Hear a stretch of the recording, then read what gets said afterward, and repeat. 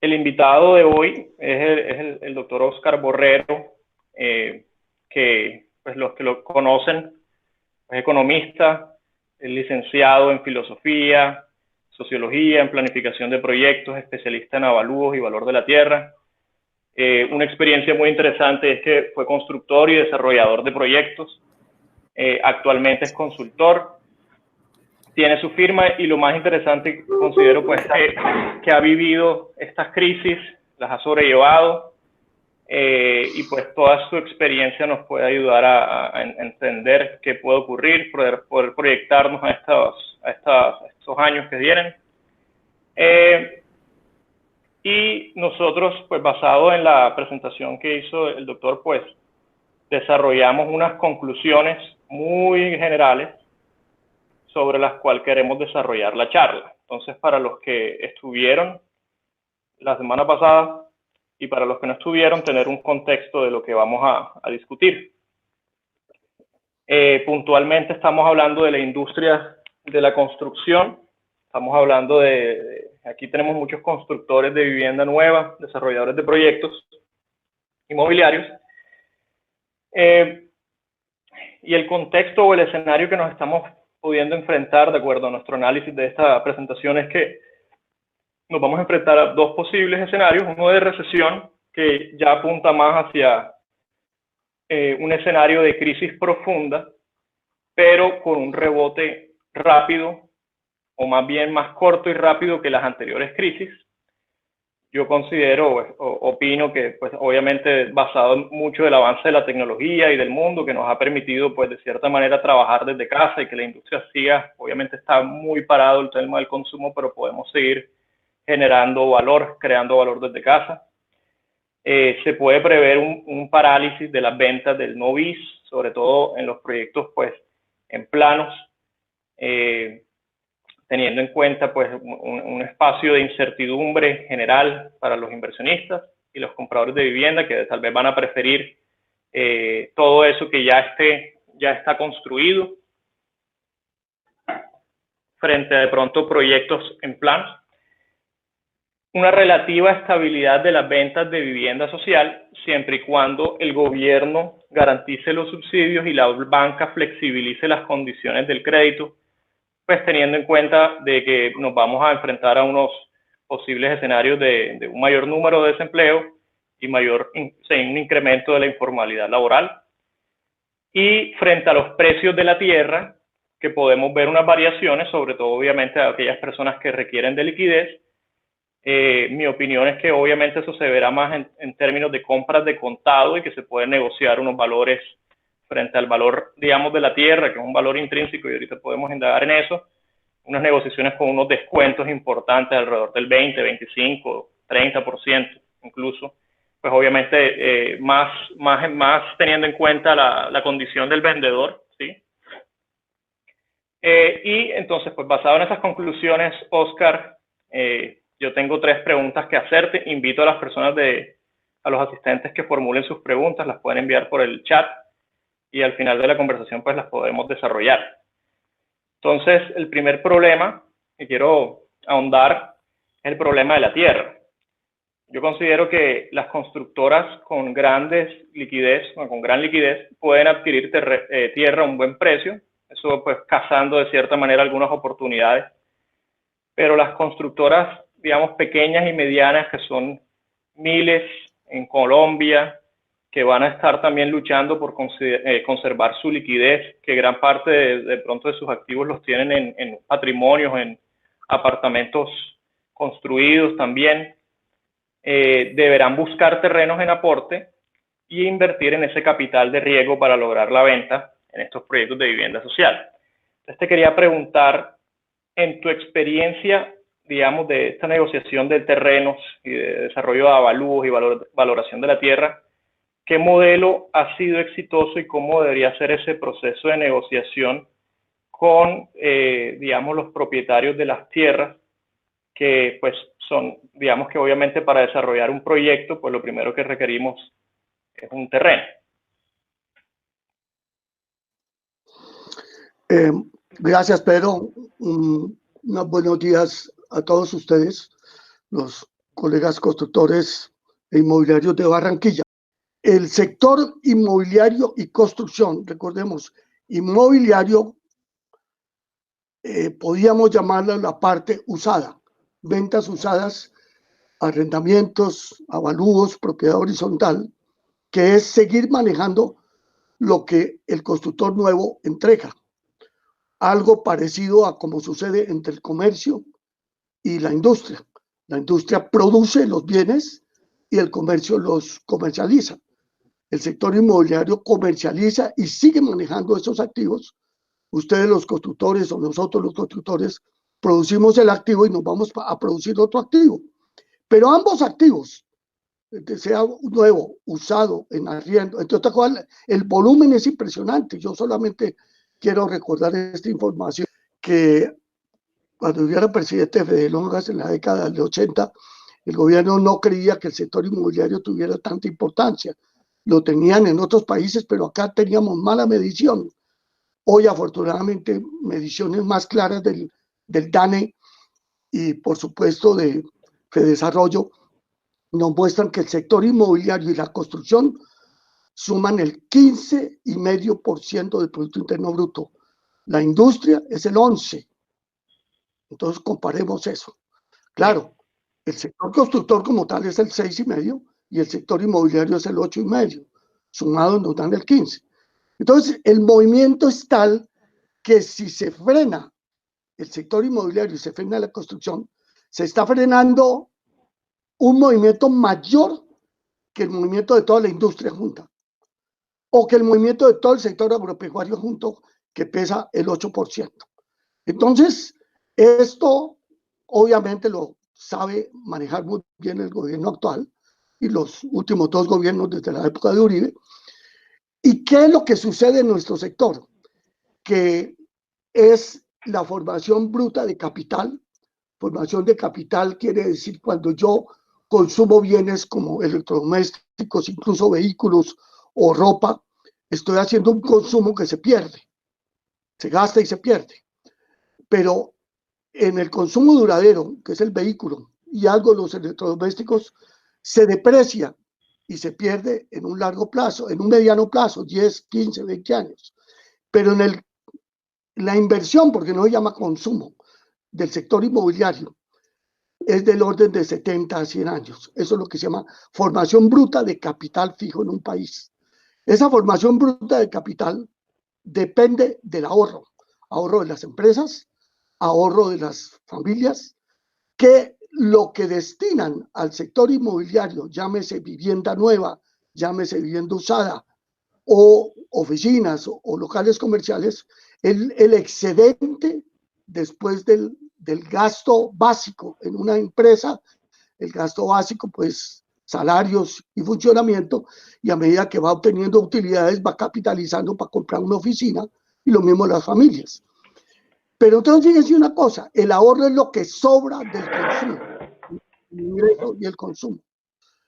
Y en las crisis de demanda o en las crisis económicas, porque todas las crisis de demanda son crisis generadas por la economía, porque la economía cae, en estas crisis lo primero que se hace es coger el ahorro y guardarlo a nivel precautelativo. Hay dos, en la teoría monetaria, le enseñan a uno en la facultad, hay dos tipos de dinero, el dinero precautelativo y el dinero especulativo. Me refiero a las empresas y las familias. Y dinero precautelativo es el que guarda una familia o una persona natural para el momento que pierde el empleo o para cuando sea más viejo. Por ejemplo, dinero precautelativo puede ser el dinero que se ahorra en fondos voluntarios de pensiones. Sí. Y en las empresas es ese ahorro que se va guardando para invertir en propiedad raíz o para ampliar la empresa con más maquinaria. Pero ese ahorro sale como resultado del efecto no consumir tanto, es decir, consumir menos o que después del consumo sube el ingreso. Entonces, al llegar a una crisis de esta, se guarda dinero precautelativo, es decir, no especulativo. Especulativo es el que yo invierto en vivienda para que se me valorice o para arrendar, o en oficinas para reventa, o en oficinas para yo tener más negocios inmobiliarios. Por ejemplo, un fondo inmobiliario, que son muy nuevos. En el mundo existen fondos inmobiliarios hace más de 40, 50 años. Los REITs eran los famosos sistemas de inversión inmobiliaria norteamericanos desde los años 80, pero en Colombia llegan en el siglo XXI. Y salvo los que tienen mucho dinero para invertir en la parte inmobiliaria especulativa, las empresas y las familias en este momento lo tienen, porque el ahorro no se ha acabado, pero guardado en CDTs, guardado en otro tipo de inversiones para mantener la liquidez, porque siempre que vienen las crisis, lo que hay que hacer es pagar deudas y mantener liquidez. Así es. Entonces, yo no voy a invertir, llámese familia o oficina, empresas, ni en oficinas, ni en locales, ni en bodegas, ni en comercio, perdón, ni en vivienda. ¿Cuáles? Del estrato medio para arriba, porque en el nivel bajo, es decir, la BIS, la inversión es esencial. Es esencial, claro. Ustedes deben tener datos de los estudios que ha hecho tanto Galería como Coordenada Urbana, que en los estratos medios, hablemos medios del 4 para arriba, pero una parte del 3 es parte de ese medio. Es que la BIS, al estar en un techo de 150 millones de pesos más o menos hoy en día, al haber subido a 150 salarios mínimos, cerca de 140 millones. Sí. En Bogotá es estrato 2, pero en algunas ciudades intermedias, y puede ser Barranquilla, eso incluso estrato 3, 4. Mirando por el estrato 3. Hasta el 4 incluso. Una vivienda de 250 millones de pesos es en Barranquilla estrato medio, medio bajo, y en Bogotá es estrato bastante bajo. No porque, pues porque aquí la vivienda es mucho más cara, vale el doble de Barranquilla en precio metro cuadrado. Así es. Entonces, evidentemente, no podemos hablar de valor de una vivienda por estrato. Hay que analizarlo para cada ciudad.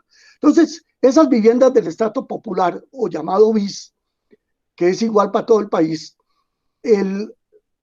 casi que podríamos decir el 80-90% por lo menos de Cali, Bogotá, Bucaramanga, no es de inversionista. Tú me ponías una nota allí que el 40% es de inversionista en BIS. En algunos proyectos, digamos, puntualmente en Barranquilla, no en todos, digamos que el estrato medio y medio alto y alto incluso ha optado por invertir en proyectos de vivienda social, no en todos los sectores, claramente. Hay un sector, el sector de la Circunvalar Norte, de Alameda del Río, ha tenido muchos, pues lo que me han comentado los colegas es que ha tenido mucho inversionista. Entonces, la pregunta es, hay una demanda claramente del comprador final, por así decirlo, esa persona, ese usuario final que si ve la vivienda como un bien esencial, claramente porque sustituye un gasto del arriendo o ya tiene la necesidad de mudarse, conformar una familia. Pero la pregunta es si ese inversionista de vivienda social, por así decirlo, que también hace que se aceleren muchísimo las ventas de estos productos, pueda tener una especie de freno en la compra de proyectos de vivienda social, que considero sí podría afectar un poco, tal vez, los números a los que hemos estado habitualmente acostumbrados. La única información que conocemos de los estudios de demanda que se han hecho es que la mayoría de los inversionistas se encuentran de los estratos medios para arriba. En Barranquilla, la información de Galería nos muestra un 18% de la venta de vivienda media para arriba es de inversionistas, mientras que en Bogotá es el 24%, Medellín es el 30% y Cali aproximadamente el 20%. Entonces, Barranquilla estaría en el rango de abajo. Bucaramanga tiene más volumen de inversionistas que Barranquilla. Pero en el popular no tenemos esa evidencia. Los datos que averiguaron de Bogotá era que los inversionistas en la BIS no alcanzaban a ser más del 5%, póngale 10%. Y por una razón, porque ese inversionista Primero, si va a obtener subsidio, no puede tener vivienda. Entonces, evidentemente no es inversionista. Si Sí, compra por primera vez vivienda, no la puede tener. Y segundo, si la compró sin subsidio, porque tenía el ahorro para revender, esa BIS va a ser muy difícil venderla porque no tiene subsidio la usada. El gobierno Duque creó un modelo llamado semillero de propietarios, que es el que le está dando salida en varias ciudades a esos BIS que la gente quería vender a través de un modelo de a los arriendo. inventarios. Pero no vemos la necesidad de acudir al inversionista para vender la BIS. Hay muy pocas ciudades, y estas serían intermedias, como Villavicencio, Armenia, Ibagué, tal vez, no estoy muy seguro, que ha construido BIS y tiene inventario. No inventario sobrante, sino que no lo prevende. Si uno tiene una rotación de un inventario BIS de 8 o 10 meses, pues durante la construcción lo vendió. Ese sería el caso de Armenia, Valledupar, no estoy seguro si Montería, porque no tengo datos de Montería, y es también el dato de Villavicencio. Villavicencio es una ciudad muy grande, es de 550.000 habitantes. Entonces, esto hace que no sea preocupación, y yo no tendría la preocupación en Barranquilla. Recordemos los movimientos de BIS en los últimos 2 años, 19. Ustedes vendieron el año pasado, datos del mismo Camancol y Galería, 12.500 unidades BIS, entre BIS y BIP. Cali fue la que, Cali vendió más, 19.000, y Bogotá Sabana, porque no es Bogotá, es Bogotá y Sabana. Sabana son 10 municipios adicionales, vendió 43.000. Evidentemente es el tamaño. Medellín solo 6.000, porque no tiene suelo. Sí, Medellín no tiene suelo ni en Río Negro ni en el Valle de Aburrá. Entonces, todo lo que se ha hecho, está el vendido. índice de rotación, que ustedes lo conocen muy bien, de la Sí, BIS en Barranquilla, está entre 6 y 7 meses. seis Y el meses, índice de así. rotación de Cali y Bogotá está en 3 meses. O sea, se vende más Increíble. rápido Cali y Bogotá. Y Sí, Medellín en un mes. Medellín lo poquito que anuncian, el mismo lo venden. así es.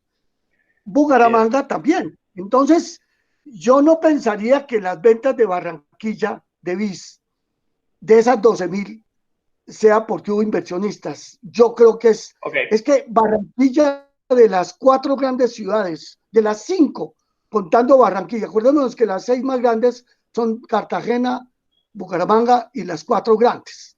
Esas son las ciudades millonarias que ya están por encima de 1 millón de habitantes. Pero la costa, concretamente Cartagena y Barranquilla, y Cali, son las que tienen una base popular muy grande. Es decir, Barranquilla está, según los últimos datos que tengo, en el estrato 1, 2 y 3, el 80%.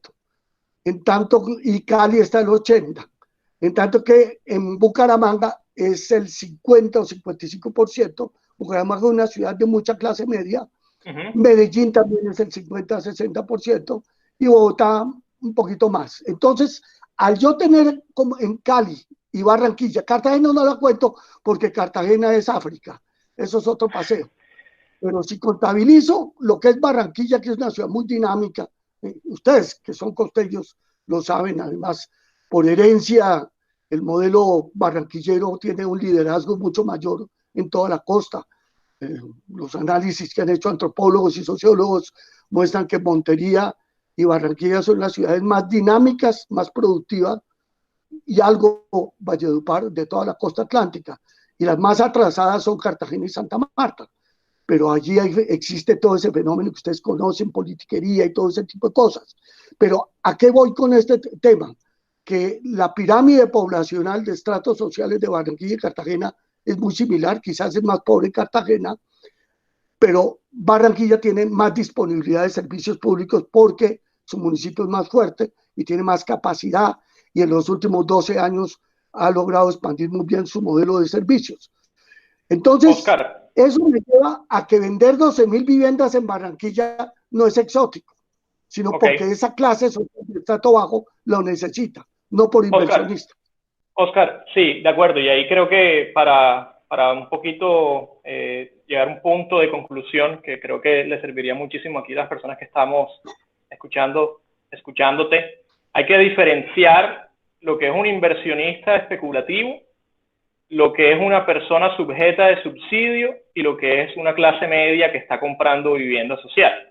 ¿A qué voy? Es posible, porque los datos de pronto que tenemos puedan ser un poquito sesgados, que no podamos medir que aquel que compra vivienda en vivienda social y no es objeto de subsidio es un inversionista. ¿Por qué? Porque si esa persona puede que esté por encima de los 4 salarios mínimos, sí, está ganándose, no sé, 3,5 millones, 4 millones, o una pareja que se puede estar ganando 7, 8 millones de pesos, no fue objeto de subsidio, no significa que sea un inversionista, significa que compró una vivienda social porque los precios del segmento social y el segmento medio en Barranquilla están muy parejos.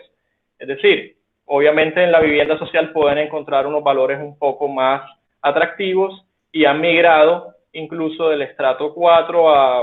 Sí, aquí la vivienda social podría asemejarse a un estrato incluso 3 y 4 por el valor de por los precios de la tierra, sobre todo si te fijas mucho en el valor del metro cuadrado.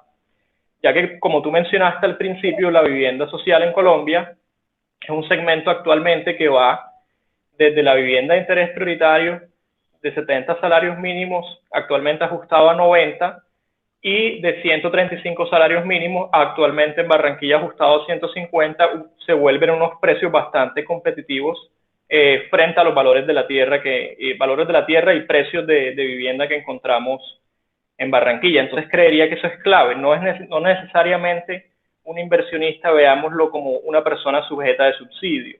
Más bien pensemos que hay personas no sujetas de subsidio que están comprando vivienda de interés social y es un mercado bastante interesante que entraríamos pensaría yo, a crear proyectos para ellos. ¿Por qué? Porque puede tener un mayor valor agregado este tipo de vivienda social, en el que no necesariamente nos estamos enfocando en un consumidor tal vez tradicional de vivienda social sujeta de subsidio. ¿A qué voy? Si las personas están comprando vivienda porque es una inversión, porque están dejando de pagar un arriendo, porque tal vez tengan la necesidad de mudarse, y de hecho, ahora que esto, digamos, son dos coyunturas, ¿no? Porque se nos mezcló una pandemia con una crisis del petróleo y ha hecho que las personas estén mucho más tiempo en su casa. Todos los arquitectos tenemos la ilusión, yo soy arquitecto, pues tenemos la ilusión de que ojalá esto genere una transformación en los diseños donde la vivienda se vuelva a ser el centro, digamos, de nuestra vida, por así decirlo, puedan ser más generosas en sus espacios, las terrazas, la importancia de los balcones, que estamos viendo fenómenos interesantes en Europa, donde tenemos en Italia, la gente con sus terrazas sale y canta, y es ese espacio como de unión social. Entonces creería que a raíz de un poco de la conversación que estamos teniendo surgen estas inquietudes. ¿Será que la vivienda social se va a poder diversificar más aún, donde empecemos a crear una vivienda social en mayores sectores diferentes sectores de la ciudad, de diferentes áreas, para diferentes segmentos de la población?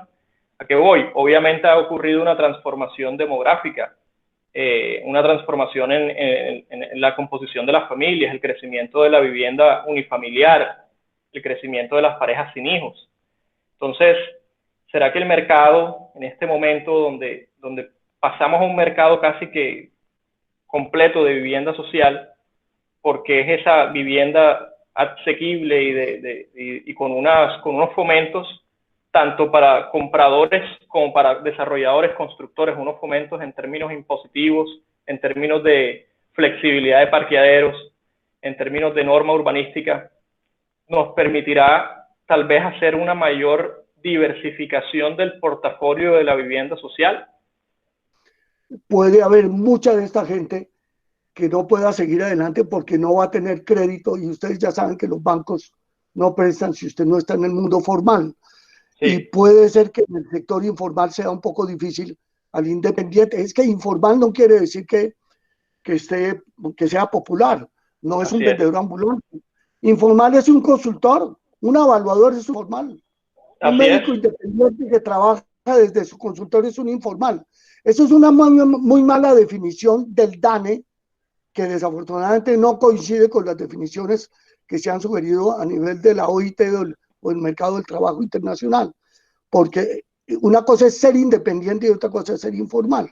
Pero bueno, eso no importa. El hecho es que en el estrato popular sí tenemos mucha gente informal que no va a ser sujeta de crédito. Y si no es sujeta de crédito, no es sujeta de subsidio. Entonces, si el volumen de demanda potencial de Barranquilla en los estratos BIS puede estar oscilando entre 15 y 18.000 familias año, posiblemente las que tengan posibilidad de subsidio y de crédito no lleguen a ser más de 10.000. El año pasado fueron 12.000. Entonces, el problema ahora no va a ser por demanda potencial, sino por demanda efectiva. Entonces, ustedes tienen tierra, seguramente servicios, porque tienen mucho más servicios que otras ciudades. Por lo menos tienen más servicios que Valledupar y que Cartagena y Santa Marta. Servicio público me refiero. O sea, agua. Básicamente, extensión de tierra significa extensión de tierra con agua, porque es agua y alcantarillado. Lo demás llega por añadidura hasta la vía. Y si yo no tengo, sino una demanda, fíjate, la demanda potencial de Buenaventura es inmensa, pero es informal. Allá no se puede hacer bis.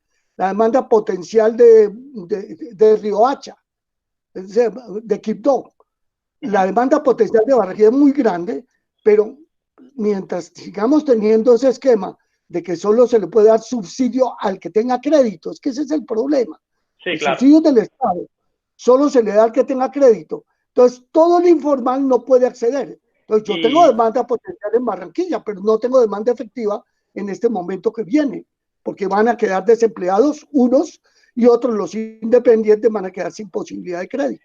Oscar, entonces yo creería que eso puede ser una petición interesante y yo te lo digo porque viví por experiencia propia el vender un proyecto de interés social en soledad donde pues conocí el mercado y sí, muchísima gente se dedica al comercio, es informal, no significa, como tú bien lo dices, que un independiente sea informal, porque es que el problema es que ese independiente no está tal vez declarando renta, no está registrando, maneja mucho efectivo, pero puede ser inclusive sujeto de subsidio por sus ingresos. Viendo en otros países, vemos el auge de las llamadas fintech, que son empresas financieras no bancarizadas necesariamente, donde en algunos casos se están haciendo préstamos de par a par, por ejemplo, donde yo le puedo prestar a una persona para que pague, digamos, una especie de hipoteca alternativa sin tantas condiciones o complejidades bancarias. ¿Será que puede ser ahí una oportunidad para pedirle al gobierno que empiece a quitar ese cuello de botella que tal vez nos está generando un poco la banca, donde obviamente tiene unos protocolos de mucho más estrictos para hacer esos préstamos, pero que está dejando por fuera una demanda, pues digamos, como tú lo dices, una demanda que está ahí, pero que no puede acceder ni a subsidio ni a quien le preste? Entonces, ¿será que eso puede presentarse como una oportunidad? Porque digamos que claramente en otros países ya se está dando. Entonces, podría verse esto como una especie de necesidad de que necesitamos más liquidez, necesitamos que ocurran más empresas de tecnología financiera. Y Colombia, para poderle llegar al informal, generar un fondo de garantías. Este fondo de garantías nos lo generaron en la década, lo generó, como llama Álvaro Uribe, en el año 2002, a raíz de la ley 546 de vivienda del año 2000. ¿Y qué hacer? Decirle a los bancos, mire, yo le doy el subsidio, dele usted el crédito y yo le garantizo a veces el 50, a veces el 70. Hoy están garantizando hasta el 80, pero para nóminas o para créditos de corto plazo para las pymes. Pero si se le garantiza, como lo tuvimos en la década del 2002, como se tuvo otra vez en el año 2009, y como lo hizo en el gobierno de Santos con Vargas Lleras, que era apoyar el Fondo de Garantías, porque es que aquí tienen que ser tres patas: subsidio, crédito y Fondo de Garantías. Entonces, demanda yo tengo en todo el país, especialmente en Barranquilla, Cali, Bogotá, tengo para el estrato popular. Doy subsidios, magnífico, dinamizo el sector, pero me falta el crédito. ¿Bancos le pueden prestar? Sí, los bancos le pueden prestar, pero solo al formal. Entonces, démosle garantías a través del Estado para reactivar la economía. El paso siguiente en este segundo semestre, que es lo que está planteando Camacol, es continuemos con los subsidios y aumentemelos. Segundo, los bancos no tienen más a quién prestar porque no van a prestar para el estrato medio ni para las oficinas porque no hay demanda. Pero yo le temo a ese riesgo. Entonces, déme fondo de garantías. Con 2 billones más, billones con B larga, voy a tener un efecto multiplicador de 20 billones de pesos en préstamos en los estratos populares. Eso ya son análisis que ya es muy fácil manejar a nivel del alto gobierno. Entonces, lo que habría que pensar es, yo tengo en Barranquilla demanda potencial. La vuelvo efectiva en el momento que el crédito pueda ser real. Y a partir de eso, lo único que yo necesito en Barranquilla es suelo con servicios. Y ahí es donde viene la primera pregunta. Suelo con servicios. El suelo que interesa en América Latina es con servicios. A mí no me interesa tener mucho suelo en Villavicencio o en Valledupar sin servicios, porque no pueden llegar las redes. El tema es llegar las redes.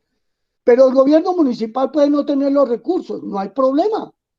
A través de los planes parciales, que ustedes los conocen muy bien, yo puedo a base de carga general poder extender la red de servicios, porque de hecho la red de servicios, si bien es costosa, no significa una cifra tan alta como la que va a representar otras cargas en proyectos, en planes parciales de renovación urbana, por ejemplo. Entonces, una de las cosas que afortunadamente tiene Barranquilla es que cruza la plusvalía con la carga general. No lo tiene Bogotá. En Bogotá estamos en un lío terrible porque es carga general más plusvalía.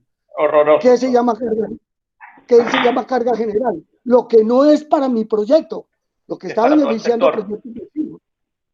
No es para mi proyecto de constructor. Puntos de vista bastante importantes. Yo creo que pues, personalmente que he participado en algunas negociaciones de terrenos, de tierras, sí es importante, como le decía al principio, que los datos reflejen la realidad. Entre más rápido un dato refleje la realidad que estamos viviendo, más rápido aterriza la gente y más rápido obtenemos rentabilidad de nuestro capital. Entonces, creo que ahí identificamos varios problemas. Uno, la velocidad tal vez de la información, que cada vez obviamente es más rápido. Cada crisis que se enfrenta, porque no va a ser la última crisis ni es la primera que estamos afrontando, entre más rápido sea la información, más rápido reacciona el mercado, más rápido se ajustan los precios de la tierra. El segundo punto es poder exigir una velocidad en los trámites, que no necesariamente porque estemos en pandemia, entonces los trámites se frenen. Creería que ahorita en Barranquilla, pues con el catastro que tenemos local, con la articulación de la Secretaría de Planeación y todas las secretarías, pues es un tema que pues deberíamos poder exigir, que estamos radicando planes parciales, debería ojalá acortarse el tiempo de gestión y de aprobación de esos planes. Y un tercer punto que creería que es el más, uno te preguntaría por tu experiencia seguramente en diferentes negociaciones como evaluador y estructurador y gerente de proyectos, ¿cómo es el proceso? O sea, comprar una tierra, digamos, es un proceso complejo. Yo pues lo he vivido personalmente y creo que se debe generar un tema de confianza con aquel propietario de terreno. Y lo más importante no es solo esperar a que la persona aterrice, generar una confianza, tal vez ojalá estructurar negocios gana-gana, donde pues no es que estemos pescando solamente oportunidades, porque yo considero que aquel que tiene una tierra, obviamente aquí de pronto no hay un gran monopolio, pero aquel que tiene unos terrenos, pues la mayoría seguramente tal vez no se vea en la necesidad de una liquidez inmediata, entonces diga, bueno, y además que los constructores, sobre todo los pequeños y medianos, necesitan guardar de cierta manera un poco de caja porque tienen que enfrentar una crisis, entonces será mejor estructurar proyectos gana-gana con estos propietarios. ¿Cómo ha sido tu experiencia? ¿Cuál es tu recomendación? ¿Cómo deberían ser las etapas de esa negociación? Donde primero, pues claramente, si es un suelo bruto, pues ¿cómo hacemos para que se entienda que hay un suelo rural al que se le asemeja? Y ese suelo bruto, antes de que esté incorporado al suelo urbano, es un suelo rural, así esté muy bien ubicado. Entre algo que no tiene riesgo, como es un inmueble comprado para arrendar, un local en Buenavista, y algo que sí tiene riesgo, como es un lote comprado, las bancas de inversión le ponen un factor beta de 6 a 8 puntos más. Factor beta es factor riesgo. Entonces, si yo todo tengo entre 10 y 11 para el no riesgo y entre 16 y 18 para el sí riesgo, pues yo tengo que ganarme siquiera ese 18.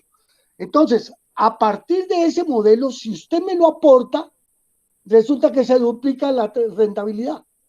Es decir, en lugar de yo ganarme el 18 de tasa interna de retorno, puedo estar subiendo al 40 en los mismos 3 años. Así es. El propietario del suelo también gana. Su tasa interna es menor, pero es superior a la valorización.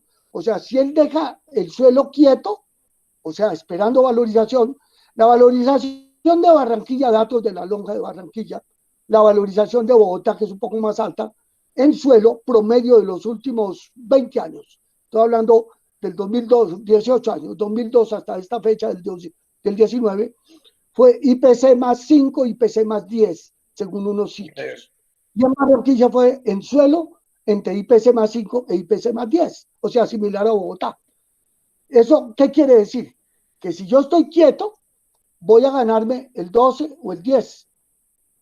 Pero si lo aporté a un negocio, voy a ganarme entre el 20 y el 25. Nosotros le hemos hecho esos análisis al dueño del suelo. Entre otras cosas, tú me dices, porque una cosa es cifras y otra cosa es convencerlo. Porque es que el propietario del suelo, lo primero que tiene es una desconfianza frente al promotor constructor. Así es, ese es lo clave. Gana mucha plata. Y como se la gana toda, que se la quiere quedar con toda. Y él que tiene su mercancía suelo, su bien raíz suelo, que él dice, si yo no necesito vender, ¿yo por qué le voy a vender a usted barato? Ese es uno de los primeros problemas que tengo frente al promotor, al dueño del suelo. El segundo problema es que el dueño del suelo confunde valor de transacción con valor especulativo de oferta. Entonces, a él le dice a alguno de sus amistades, tal tierra se vendió a 100.000 el metro, y él tiene una tierra bruta que está a nivel de suelo de expansión, en que no vale más allá de 10.000 el metro. Estoy hablando de cifras muy reales. Ahí recapitulando un poco, yo lo podría resumir como en 4 puntos, como 4 estrategias clave. 1, si es suelo bruto, hablamos de suelo rural, evaluémoslo como suelo rural, tengamos en cuenta que esa es nuestra base.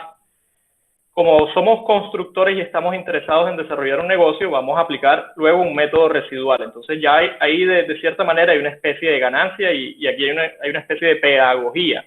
Y esa pedagogía es bien importante que la dé una persona que genere confianza, un evaluador, una firma tercera, en el sentido de, pues claramente tiene que haber una cierta objetividad en los resultados.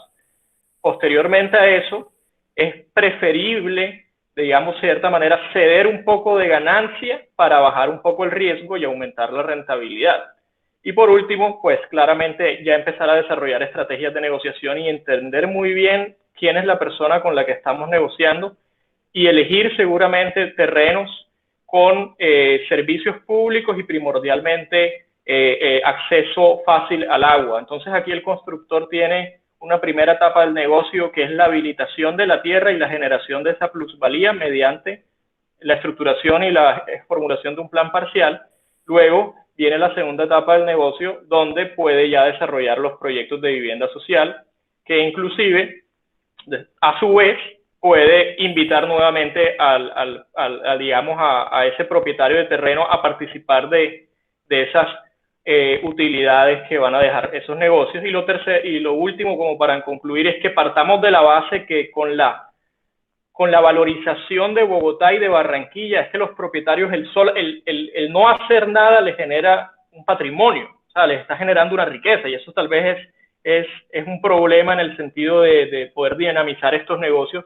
Tú propones un tema del tema del impuesto predial, que yo sé que pues obviamente va a ser una política bastante compleja, pues, pero lo que tendríamos que caer en cuenta es que a veces no somos conscientes de la posición, como tú bien lo dices, en la que está ese propietario del terreno, que posiblemente ya sea una persona mayor, adulta, que a lo largo de 40, 50 años ha venido adquiriendo riqueza y que se da cuenta de que todos los años eso lo único que hace es subir de precio, y viene una crisis pero no hay tierra habilitada, entonces igual baja un poquito, pero vuelve y juega y vuelve y se sube, que es lo que estamos entendiendo y viendo que en el panorama, en el panorama próximo. Entonces, la invitación es eso, poder desarrollar y hacer un análisis integral de ese negocio que queremos hacer, encontrar esa tierra, para poder enfrentar el problema de la oferta. Yo creo que es excelente. Bueno, Oscar, te lo agradezco. Estamos en contacto, vamos a armar muchos proyectos. Aquí todo el que quiera necesita el contacto de Oscar, lo tengo, las presentaciones, la información. Siéntanse libres de comunicarse con nosotros y les mando un fuerte saludo a todos aquí, clientes, prospectos, amigos que nos reunimos, y les mando un fuerte abrazo, Oscar. Realmente agradezco mucho tu tiempo.